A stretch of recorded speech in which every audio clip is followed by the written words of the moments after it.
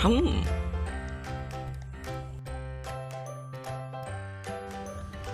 tahukah kamu siapa sih penemu pesawat terbang yang pertama kali? Ada yang mengatakan Bapak B.J. Habibie. Ada yang mengatakan bahwa dari orang luar negeri, atau malah Mimin sendiri. Penasaran? Yuk ikuti serial ini dari awal sampai akhir.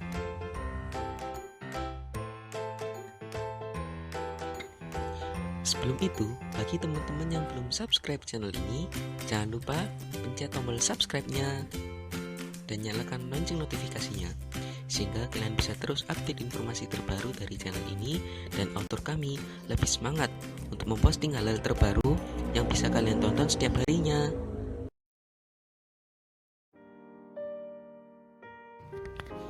Penemu mesin terbang pada buku ilmu pengetahuan pada umumnya menyebutkan adanya dua orang yang bernama Wright bersaudara. Mereka adalah orang-orang yang dianggap pertama kali menemukan alat terbang. Wright bersaudara pada tahun 1903 berhasil menemukan alat terbang pertama yang diberi nama glider. Alat terbang ini bisa bergerak dikendalikan dengan manusia tanpa adanya bantuan mesin. Kemudian, seiring dengan perkembangan waktu, Wright bersaudara memperbaiki alat terbang mereka, dan ditemukannya alat terbang kedua yang diberi nama Wright Flyer. Wright Flyer ini bisa bergerak dengan adanya bantuan mesin, sehingga menambah daya dorong alat terbang yang mereka buat. Dan ini yang dianggap sebagai cikal bakal pesawat terbang yang ada pada zaman sekarang. Namun, apakah sebelum mereka sudah ada yang menemukan alat terbang? Ternyata, jauh sebelum Wright bersaudara menemukan konsep alat terbang, sudah ada ilmuwan yang menemukan konsep alat terbang dan telah diuji coba. Ia adalah ilmuwan Muslim yang bernama Ibnu Firnas. Pada tahun 875, Ibnu Firnas telah berhasil mengembangkan alat terbang berupa sayap gerak yang diuji coba di Menara Mesquita, Cordoba. Namun, bagaimana hasilnya? Gagal. Ibnu Firnas melakukan perbaikan pada alat terbangnya. Ia pun mencoba kedua kalinya alat terbang tersebut.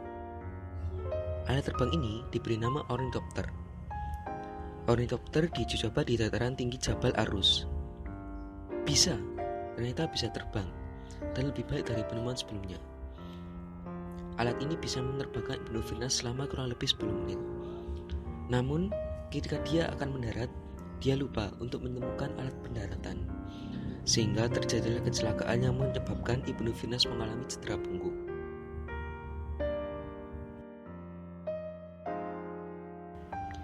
Dengan ditemukannya konsep alat penerbangan oleh ilmuwan-ilmuwan terdahulu, memberikan motivasi kepada penemu-penemu berikutnya untuk terus melakukan perbaikan. Salah satunya adalah tokoh asal Indonesia yang bernama Bapak B.J. Habibie. Beliau berhasil menemukan teori keretakan pesawat. Dengan adanya teori ini, berhasil mengatasi kecelakaan yang telah terjadi 40 tahun sebelumnya, yaitu mulai tahun 1920 hingga 1960-an. Dengan ditemukannya teori ini, B.J. Habibie berhasil mengantongi banyak sekali hak paten. Dan ia juga berkecimpung dalam pembuatan banyak sekali model pesawat. Salah satunya yang terkenal adalah pembuatan pesawat R-80, pembuatan pesawat N-250 Gatot Kaca, serta pembuatan pesawat Domer Do-31.